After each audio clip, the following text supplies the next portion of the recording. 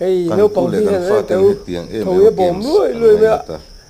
an at phone nó khởi char me a san khel re ampuya te hin tho te tiang hi am betamoni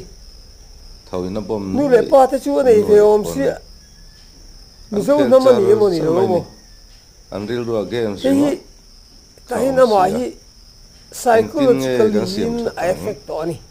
tin nge ma kan la kang he te hi kan nam si nga po hin tam ta kan ma tu tham adom tong ani nu le pa ten a ti do na ngoro ei ka khel lak lo kan fa ten hetiang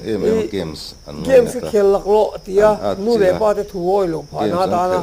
mang ta te tam ta kan om don hetiang hi chu wawin ngai tu tlang u no pang te hi khel phal chin ne u screen hi screen ba anom phal chin hi in ne yang kan sim chu mi zo te ma kan la ti hi ngai tu tham fe ani